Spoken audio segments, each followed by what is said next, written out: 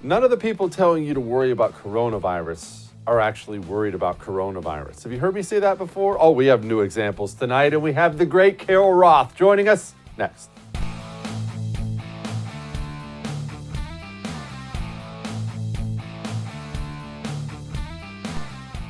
I don't think we talk enough about how they treated Donald Trump. And before you get ahead of me here, you may be a Trump fan right now. As soon as I said that, you're saying, woohoo, that's right, it was unjust. Or you may be a Trump hater. And you may be saying to yourself, oh boy, here we go. You're going to complain about how they treated Trump again. But actually, I'm not doing it for either of those reasons. I'm doing it, we're going to do a little rewind here so we understand why that happened, and we'll understand it better in the future.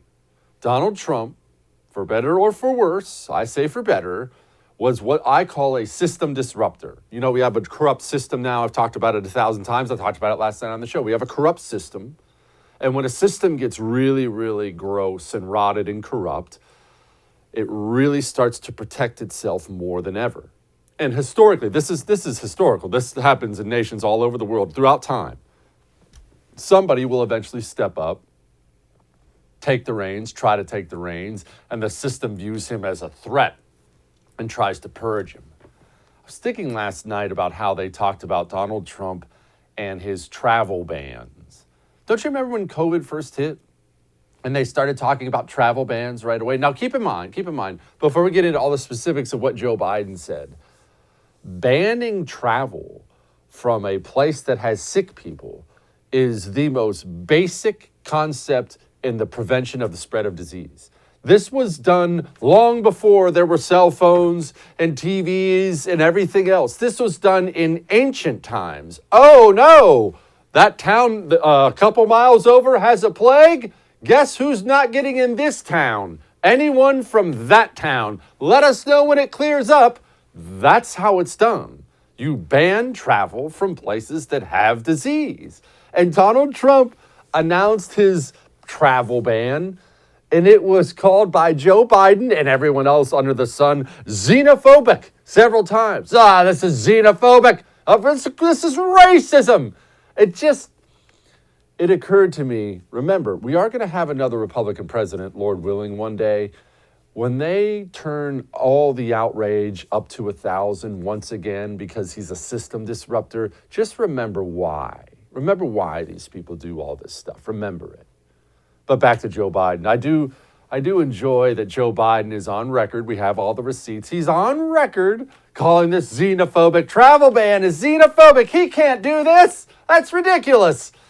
Except Joe Biden just banned a bunch of African countries from coming here. I did enjoy Peter Doocy, as I often do, Peter Doocy going after Jen Psaki about it. Thank you, Jen. Before Joe Biden was president, he said that COVID travel restrictions on foreign countries were hysterical xenophobia and fear-mongering. So what changed?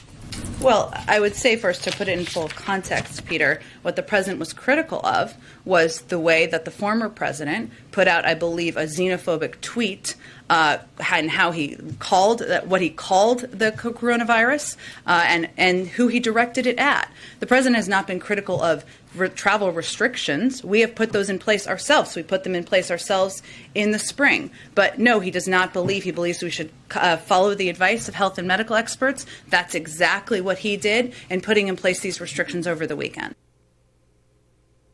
Okay, just word salad. You got called out for being a blatant hypocrite, word salad. I did enjoy this part of it, though. It was for what he called the virus and who he blamed it on. Think about that for a minute. You remember what Donald Trump called the virus and who he blamed it on? He called it the China virus. The virus came from China. Oh, why such a commitment to protecting China? One might begin to wonder why the Biden campaign, why the Biden administration is so committed to protecting China. Why is every American institution seemingly so committed to protecting China? It's not as if this is some internet conspiracy theory. That virus came from China. We know that. We know something else too. China found out about that virus and they banned travel within their nation, and they allowed international travel, specifically to the United States of America. Again, this is not internet conspiracy theory stuff. This is fact. We know these facts. Why are so many important parts of America so committed to protecting China? All right, let's move on. I've used this analogy before. You see, Joe Biden got caught maskless in another store. Of course, Joe Biden is wear a mask, protect your neighbor. And of course, he gets caught once again without a mask on. Peter Ducey went after Jen Psaki for this too. We saw the president shopping indoors on Saturday behind glass that says face covering required, but his face was uncovered. Why? The president is somebody who follows the recommendations and the advice of the CDC. I don't know what the circumstances were of that particular moment. He was shopping in a store, and on the glass outside it said face covering required, and we could see him inside, and his face was uncovered. Well, again, Peter, our recommendation and advice continues to be for people to wear masks when they are required in establishments. I don't know what this establishment was. The president obviously follows the advice of his health and medical team. Is there concern that when the president says today, please wear your mask indoors in public settings around other people, and he doesn't do that, that it's going to make it harder to get people to follow him? I think you see the American people, and all of you see the president wearing a mask every time he comes out to an event, when he's sitting in meetings, and certainly he will continue to model behavior he hopes the American people will follow, not for his benefit, but to save their own lives and the lives of their friends and neighbors. I just had a thought while I was watching that. I know it's kind of off subject, but it's not off subject, but I had a thought while I was watching that, and here it is. You know I hate these people, right? These communists, the Bidens and Psakis and all of them.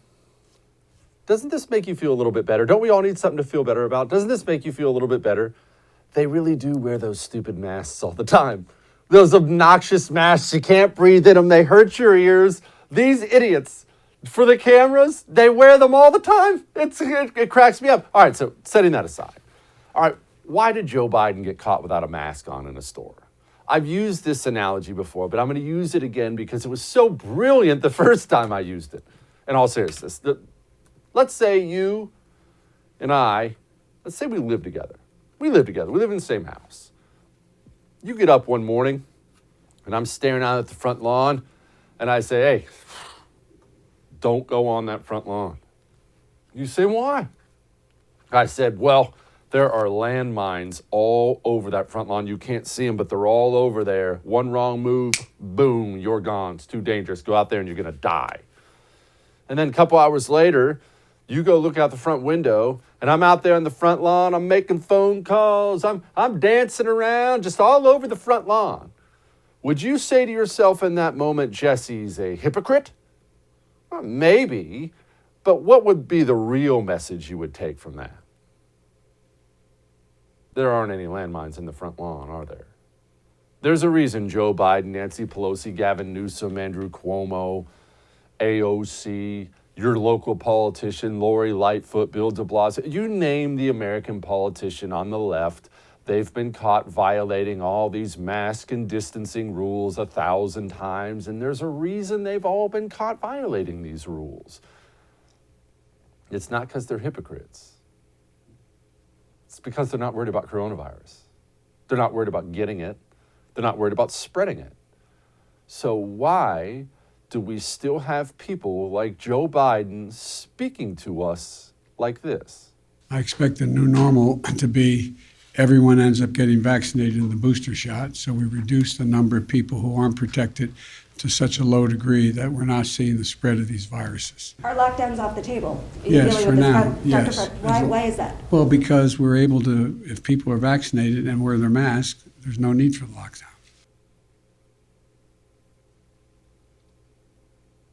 Doesn't he sound tired? I don't know. I just think he's so tired. But I love that. I love how they speak to us that way. Are we going to lock down again? No. As long as you get vaccinated, wear your mask. Of course. I love being spoken to that way by the President of the United States. Remember, he's not a king. He's not your Lord. Look, I don't want to have to hurt you again. If you don't do what I say, I will. You going to do what I say? I'm giving you the freedom. I'm tired of being talked to in this way. And the hysteria, the losers who run this country, it is actually sad how Americans like me, like probably you, have lost all faith in our institutions. The CDC came out yesterday and they officially announced they're recommending boosters for everyone. And in the official announcement, get this, in the official announcement of the CDC, part of the justification for now suggesting everybody get a booster is the new variant from Africa. I don't even know how you say it. I've heard it 1,000 different ways. Omicron, I think they're calling it, who knows. But keep in mind, the CDC just announced that everyone should get a booster shot because of the new variant. But the new variant, we even have the doctor who discovered it saying on camera, I don't understand what all the hysteria is about. It was like a mild cold. It's really not that big of a deal. So we got a new variant out that's like getting a mild cold, and boom, the Center for Disease Control decides better get your booster shot. Gee, I wonder why. It would be a fascinating, you know what, Mr. Producer? Remind me, we're going to do a little bit of this. It would be fascinating to do a deep dive between the people who are employed at, say, the CDC and the FDA and their history or, future with the pharmaceutical companies in this country. Because when I hear the CEO come on TV and say this, you're going to have to forgive me if I'm a little bit suspicious. The most likely scenario, it is that we will need after the third dose annual revaccinations against COVID for multiple reasons, because of the immunity that will be waning, because of the virus that I'm sure will be maintained around the world for the years to come, and also because of the need of variants that will emerge. I'm more confident right now that this will be the case than I was when I made the projection. I think we are going to have an annual revaccination. I don't know how we're going to call it, but it will be an annual revaccination, and that should be able to keep us really safe. Every year. Let me ask you something. Just Stu and me talking here. I'm glad you enjoyed the show. I'm glad you watch. Obviously, the show doesn't happen unless you watch. I love that. But what would you think about me if I came on the air tonight, right now, and I said to you, hey, listen, it's no longer about wanting to. You had better watch every minute of I'm Right on the First every single night, or you'll die. Would that sound a little self-serving to you? Does it sound a little self-serving that the CEO of Pfizer has decided you had better buy his product not once, not twice, every year, and that'll keep you safe? Are you seeing the game yet? And people have asked me, I will bring this up, people have asked me repeatedly why I've gotten coronavirus right from the very beginning. You remember day one, I said, this, no lockdowns, this is ridiculous, we're not doing that. I've been right all along. It's not because of any intelligence I have. I don't have any. I never claim to be a smart person. I have understood from day one, this is all about money and power. You want to be right about coronavirus from now on? Just understand this is all about money and power. And it is ugly because it is splitting the United States of America. It's causing a divide there's no need to cause between the vaccinated and unvaccinated. And these people who have chosen to not get vaccinated, I don't care whether you got vaccinated or not, but these people who've chosen to worship at the altar of it, they're getting really ugly. There's some idiot on Twitter named Lars McMurtry. Quote, this is his quote, the CDC should roll out a new program. Get shot or get the shot or get shot. The unvaccinated need to be rounded up and lined up in front of open trenches. Their choice is simple. America has had enough of the virus. We need to get back to normal life, with or without them. Sounds like we're definitely doing well in this country, huh? We even had a Democrat representative, the guy who farted on MSNBC, Eric Swalwell, the guy who's still sitting on the House Intelligence Committee, even though he got busted with a Chinese honeypot spy. We're not going to go into that right now. He went on a rant. He's sick and tired of these unvaccinated. He's sick and tired of people putting his kids at risk. He's got to protect it. These unvaccinated people, they're attacking his kids. Except vaccinated people spread the virus just like unvaccinated people do. Oh, and by the way, kids still aren't in any significant danger from coronavirus at all. I will thank God, though, we still do have some politicians like Heavy D out there. This is how your Republicans should talk. And let me just say, in Florida, we will not let them lock you down. We will not let them take your jobs. We will not let them harm your businesses. We will not let them close your schools. The definition of insanity is doing the same thing over and over again and expecting a different result. The lockdowns didn't stop COVID. Forced masking, they said last year, would end the pandemic if 80% wore masks. Many more than that were wearing masks, and it hasn't worked. They said you could get COVID off surfaces, which isn't true. They've not been honest about the origins of the virus, and they haven't been forthright about natural immunity. And clearly, to even be entertaining the idea of doing destructive, disastrous policies like lockdowns, I mean, honestly, I'm not surprised because I think some people are just wired for this, but it is not going to happen in the state of Florida. You can take that to the bank. That's how your Republican should talk. Oh, and one final note before I sign off here. We got a great show for you tonight. I can't wait to talk to Carol Roth. We're going to talk about Biden and the border next and all kinds of stuff. But one more thing. You know I don't judge anybody who got a vaccine. I don't care. It's your business. And I don't judge anybody who got a vaccine because their employer forced them to get it. I understand you're supposed to take some principled stance with this. People got bills to pay, kids to feed. I get it. You'll never get any judgment from me. But I do want to point this out.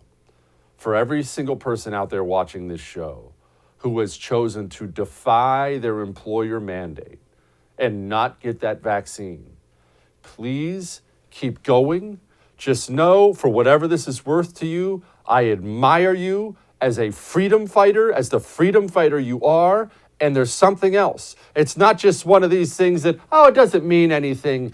The people who are refusing to follow their employer's vaccine mandate are actually winning. You don't realize it, you're winning. How do I know this? Why do you think they all, employers and the government alike, why do you think they all keep pushing back the date when you'll be fired? Why do you think that is? It's November. Okay, maybe December 1st. After the holidays, January. Why do you think that is? They're scared. They can't afford to have all of you quit. They know that. They thought you were just going to get on your knees and say, yes, Daddy employer. Yes, Daddy government. I'll do what you tell me to do. But you didn't. And a large enough percentage of you didn't. And now they're scared to death because they need you to. Keep going. Never kneel. Make them kneel. All that may have made you uncomfortable, but I'm right. We got a great show for you tonight. Now, I had a talk with my boys yesterday, my sons, about protecting themselves online. It's an online world now. And I didn't grow up in an online world. I'm 40. Kind of came right as soon as I hit adulthood. But these kids today, they did. And I'll tell you, it was pretty revealing. They were explaining to me the dangers of the online world. There's so much I don't know. Home title theft is one of those things I never knew about until it actually happened. Till I got an email with my home title. That looks like my signature on it. And yes, I have to squint when I look at my phone now. I told you I'm 40. That happened. Go to HomeTitleLock.com right now and put in your address because you might already be a victim of home title theft and you wouldn't even know it. Your home title is online. And while you're there, sign up.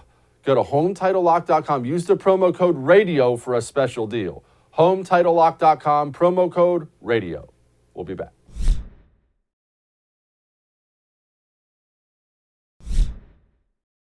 We talk a lot about how broken our institutions are, but honestly, probably the best example of that is the Department of Homeland Security, our immigration system. How wild is this? Put America out of your mind because it biases everyone. Let's just say there was a country out there. Rome, ancient Rome. Let's go history. Ancient Rome is there. And you find out there's ancient Rome. And ancient Rome had a problem. And of course they did. There were a bunch of people who would go to ancient Rome illegally. They weren't citizens. They'd go in there illegally and take advantage of all the wealth and power that was ancient Rome. So ancient Rome decided to come up with a new group, a new organization, a new enforcement arm. And this enforcement arm's sole responsibility is getting rid of all the people who've come into Rome illegally.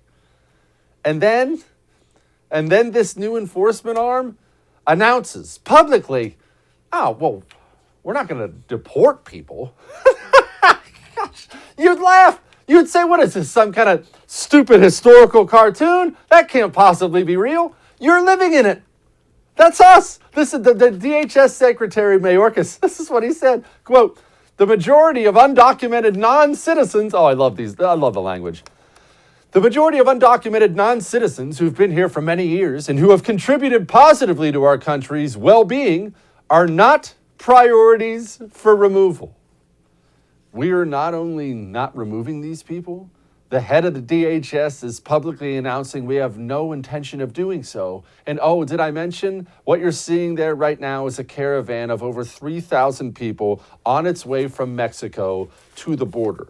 Oh, it's funny. That brings up old memories. Remember, last time we had a major massing of illegal immigrants at the border, it was a bunch of Haitians who came in, mainly from South America, 12 to 14,000 of them, depending on what you believe. And then one day we woke up and they were all gone. And they all came here. They let them all within the United States of America. Where are they now? I don't know. You don't know. Nobody knows. Might be moved in right next door. And don't worry, as we've already found out from these people time and time again, they're not even vetting anybody. Yeah, sleep tight. So how are the Democrats planning on attacking this? Well, they're planning on banning the term illegal immigrant. I will tell you this. I just mentioned Mayorkas, what he said, right? How he called them undocumented non-citizens, and now you just found out about them banning the term illegal immigrant. And we laugh about this stuff, and I do because it's so ridiculous. You think it's ridiculous, I think it's ridiculous. Don't discount the power of language, though. They understand the power of language. They abuse it, of course, because, well, they're disgusting communists, but they understand it, and they understand it very well. We should do likewise. Oh, I should mention Build Back Better. There's a chance, we're going through it right now, they want that to give 6 million people amnesty. I wonder how they're planning on winning elections in the future, huh? Golly. Now, that probably did make you uncomfortable. Carol Roth is joining us next. But let's talk about flipping houses. You know how fun it is to flip houses? Did I ever tell you we lived in 10 houses in 10 years when I was a kid? That's how we made money. The old man would pick a house, one he thought he could improve upon, buy it. Let's start fixing her up. Let's get in some wood floors. Let's improve the bathroom. Turn around, sell it for a bunch of money. Make a dang nice living doing that, and it's a blast. And you can do it too.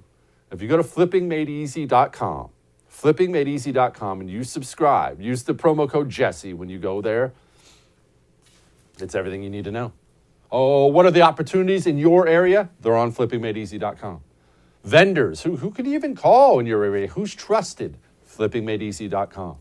You want article after article from experts? You can become an expert on flippingmadeeasy.com. Go sign up for a platinum membership today with the promo code Jesse. We'll be back.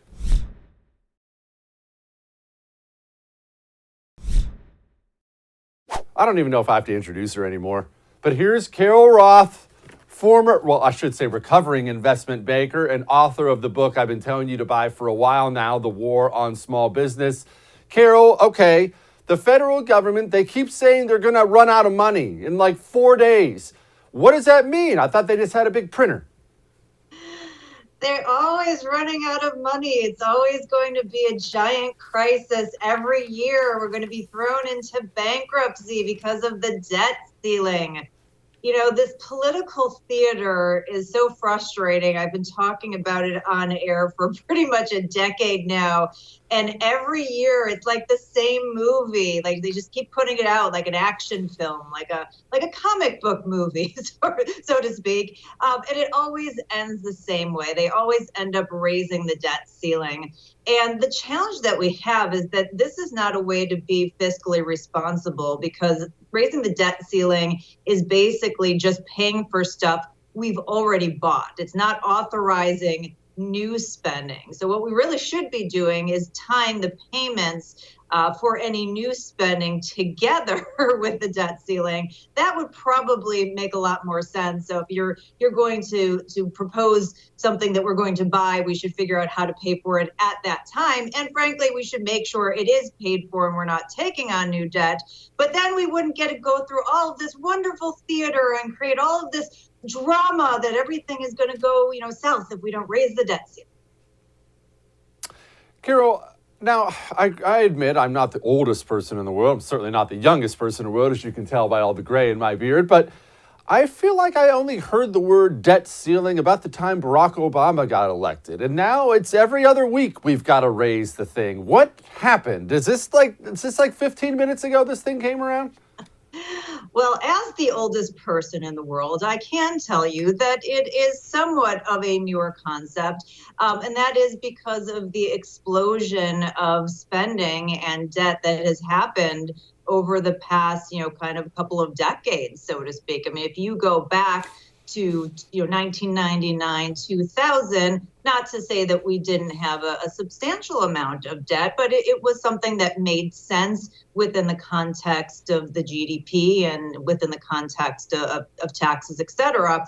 And the epic amount of spending, we've increased the population since like 1999, 2000, around 15%, but we have increased the spending at the government level, federal government level, not all levels, but federal government level by 140%. And that means that they continue to do that, again, not through taxes that they're collecting from us, but through running up these deficits and then putting that on the tab for us to pay for later. And it's not just the tab for us to pay for later, Jesse, it's also the interest expense that we incur. Because as you know, if you put something on your credit card, it's not just what you bought that kills you, it's that interest rates. They have been, through the Federal Reserve, artificially suppressing interest rates. So it doesn't seem like it's going to cost that much. But as we're seeing inflation as the outgrowth of a lot of these policies, eventually that's going to have to go up to a normalized level.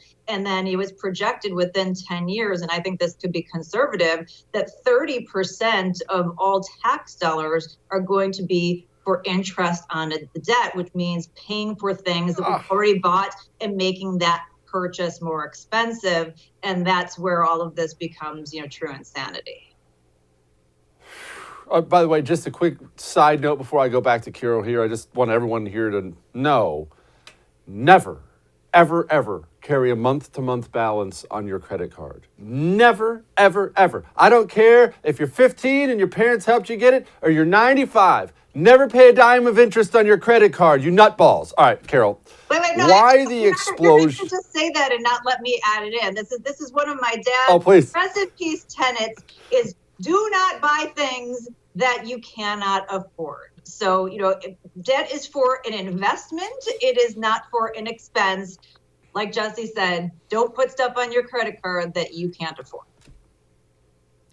Now you may go. Carol, you may continue on your own show, Jesse. No, what we just said there is probably as beneficial as anything else we will say. All right, I'm glad I had the dad I had as well. Carol, you said there was an explosion of spending in 2000. Well, we all can do the math. That's about the time George W. Bush came into office. Can you help me unpack where that explosion in spending came from? Is that a Republican thing, Democrat thing? Is it George Bush? Is it the war on terror, if we're still calling it that? Is it Medicare Plan D? What is it? Yeah, so it's been since 2000, it's been a steady increase. Certainly all of the war spending has been a huge part of that. Increases in some of the quote unquote social programs that we have, obviously, is another big chunk of that. And then over the past 19 months, we've added a ton to our national debt because of the quote unquote COVID relief. From the government mandated shutdowns and them quote unquote fixing the problems that they caused. So there are a number of different factors to blame. The reality is is that this is a systemic issue. This isn't a party issue. So while everybody wants to blame one party or the other, both parties have had an equal hand, obviously in different areas. Republicans perhaps more on the war side, Democrats more on the social spending side. But over and over again, nobody has stood up to be fiscally responsible and or fiscally conservative on a year-over-year basis. And that's what's gotten us into the trouble that we have. It's expanded not only the spending, but the purview of the federal government and the focus and the kind of control that they have over our lives, and certainly moved the concept of what a republic was meant to be to really this command and control economy. And it's not a good thing for our freedom, including our economic freedom. Carol, obviously we owe money to a bunch of people, including ourselves, which I still can't get over how insane that is. But we owe money to a bunch of people, including ourselves. Right. What does happen when we get to the point where we can't make that payment? I mean, no one's coming to evict us, but what is at least a potential fallout of that when the bill comes due and the money's simply not there? Because everyone knows we're getting there eventually. Yeah, I mean, this has been the biggest debate amongst people who like to debate these sort of things. And the first answer is, I really don't know, but there are lots of hypotheses that are out there. The good news that I always put out is that we are the skinniest kid at fat camp. So we are the reserve currency. We are the biggest and most important economy. And oh, by the way, it's not just our government and our central banks that have been acting irresponsibly. It's everyone's around the world, pretty much every major central banking authority and big country. So there could be this weird pact on one side that everyone's like, well, let's just all cross it off the books and pretend this never happens. And everybody's in agreement that that's the best thing.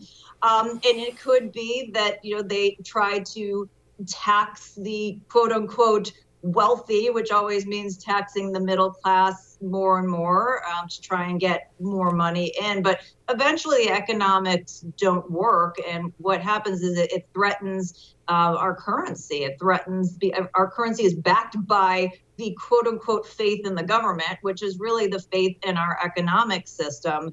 And if it gets so far out of whack, where there is no longer any faith, then you end up in a situation like we have seen in Venezuela, which was once the fourth or fifth wealthiest nation. And now it costs, and obviously this is hyperbole, but $1 trillion for, some toilet paper.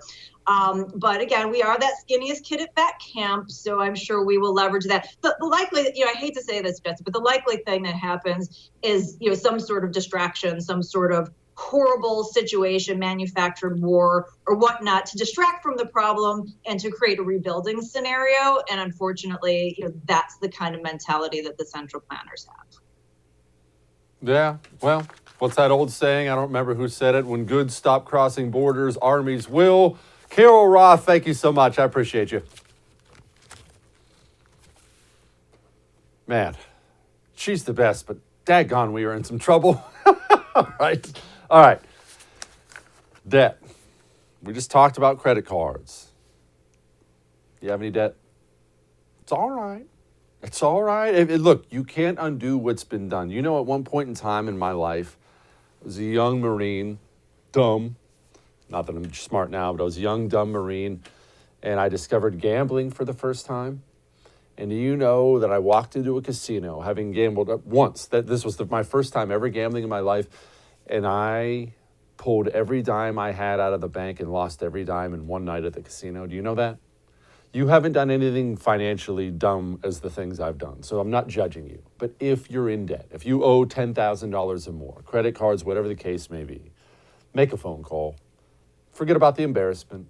Don't just accept it either. Well, it's the way it is. Call Total Financial Freedom. They have an A+ rating with the Better Business Bureau for a reason. They've been around for a long time. They've been helping people just like you out for 15 years. Make one phone call for me. In some cases, they're cutting payments in half.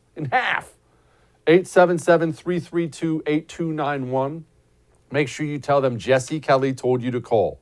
877-332-8291. Total Financial Freedom. We'll be back.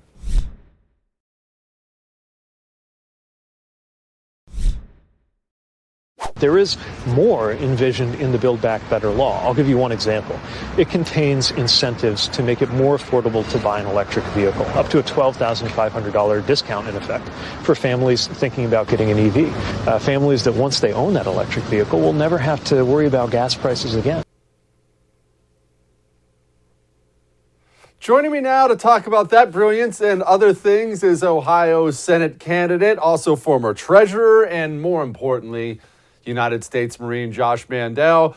Josh, did you know gas prices don't have any effect on electric vehicles at all? I'm blown away by this.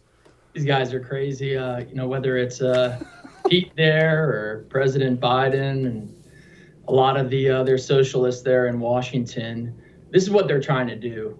They're trying to drive up energy costs, whether it's at the pump or people heating homes, whatever it is, so they can actually sell these boondoggles and make their Democrat Party friends rich. That's what this is about. It's about taking it to the middle class and sticking it to the middle class and driving everything up so then that their San Francisco liberal values and the green energy, Green New Deal policies that they live by are more swallowable. And listen, we don't want that garbage. If it could stand up in a free market, that's one thing, but don't take our tax dollars from places like Cleveland and Youngstown and Toledo and Dayton and transfer it to your billionaire buddies in San Francisco. Listen, where I'm standing right now in Ohio, Jesse, if you took our state, next door Pennsylvania and West Virginia, and you combined our three states into a region, that region would be the third largest producer of natural gas in the entire world. People don't realize that. And, meanwhile, back at the ranch, you got Biden stopping pipelines. You got Buttigieg and all these other commies in Washington who are trying to stop domestic American energy production. And they're trying to basically empower the Russians and the Chinese and the Venezuelans. I mean, you literally cannot make this stuff up. It's all the antithesis of President Trump's America First agenda. All right.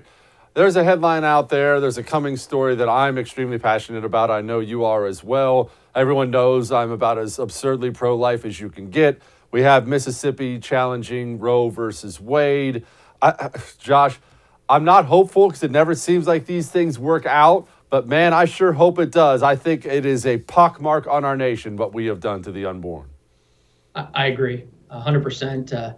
I'm a full spectrum conservative, and I'm fully pro-life. In fact, here in Ohio, we've had a lot of these squishy rhino Republicans who go around the state and they say they're pro-life, but when we actually have pro-life legislation in Columbus, they're nowhere to be found. And so I lived that and experienced that when I was the first statewide official to support the heartbeat bill here in Ohio. And what I learned was in the pro-life movement, in our movement, we need not only allies, but what we really need is champions. U.S. senators, U.S. congressmen, and legislators throughout the country at the state level who will be champions, who will wake up every morning and live it and breathe it and sleep it, protecting the unborn. Because the abortionists out there, whether it's Planned Parenthood or other organizations, they are focused on killing babies. They are doing that every single day. And we need to fight to protect the unborn, to protect innocent life from conception to natural death, and do everything we can. And so I applaud the state leaders in Mississippi for bringing this case to the Supreme Court. And I am hopeful and prayerful that the Supreme Court will make the right decision and overturn Roe v. Wade. Josh, a lot of people have, but I have not forgotten that the President of the United States got 13 of our warriors killed in Afghanistan. I haven't forgotten that we then drone striked a family of 10, including kids. And maybe the most amazing thing for me about all this is not only did nobody resign, no one got fired, no one resigned, no one's even apologized. Not a single person in this administration has even expressed regret over getting our 13 warriors murdered and then killing an innocent family for it. I'm so embarrassed at the state of our foreign policy in this country now. It's abominable. Lieutenant Colonel Scheller, who's now being attacked by our own military, I'm sure you're familiar, maybe you've had him on your program. He's actually from Cincinnati, Ohio. People don't realize that, so he's from our state. And he stood up for one main word, and it's the word that you're referencing: accountability. There is zero accountability for General Milley, Secretary Austin, and the Commander-in-Chief of our military, Joe Biden. I believe Biden's decision to close down Bagram will go down as one of, if not the worst decisions by a commander-in-chief in U.S. military history. But let's be real about this. The failure on Afghanistan from the Biden administration, it started well before the withdrawal. It started the moment he took office, when he focused the general officers and the senior leadership of the military on wokeness over warfighting. And Jesse, you and I know it from the Marine Corps, but I think just the average Joe and Jane six-pack here in the United States, who is red-blooded, patriotic American, who loves this country and loves their family, they don't want soft Marines and soldiers and sailors and airmen on that wall. They want hardened warfighters.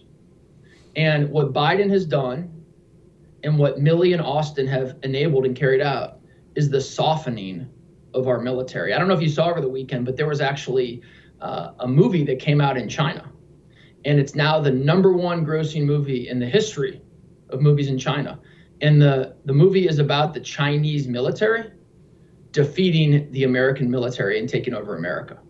And so that's what the CCP propaganda machine has their people focused on, while you have Biden focusing our warfighters on social experiments like this garbage of critical race theory and transgender garbage and all that stuff. I mean, it's scary for our country. That sure is. Josh Mandel, Semper Fi, my brother. What's your website? Website is joshmandel.com, joshmandel.com. I am pro-God, pro-gun, pro-Trump. And in this campaign for U.S. Senate, where I've got like 84 different Republicans running against me, there's only one person who's running, who's going to Washington, not just to drain the swamp, but to blow up the swamp. And for any of your viewers, Jesse, across the country, I'd be honored to have their support. Just check out our website, joshmandel.com. And I'm going there to fight with 2 documents in hand, with the Bible in one hand and the Constitution in the other. Thank you, Josh. Appreciate it. Take care, man. All right. It is time to lighten the mood. Next. I've been telling you about the First TV, about how you need to sign up and become a supporter because you get cool stuff with it. You got to go to thefirsttv.com/support. Well, 'tis the season of giving, right? It's the season of sales. Everyone else gets a sale right now. If you go to thefirsttv.com/support, it's 20% off. Thefirsttv.com/support. Go sign up. Enjoy your exclusive stuff. We'll be back with Light in the Mood.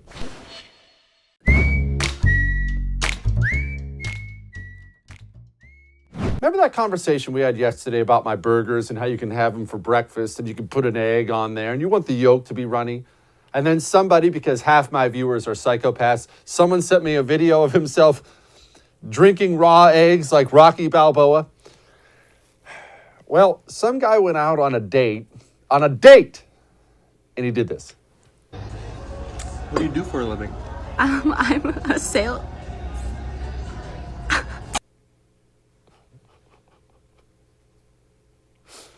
You know, I love egg yolk as much as the next man. I mean, I would shower in it. Wait, never mind. But still, that is... All right. I'll see you tomorrow.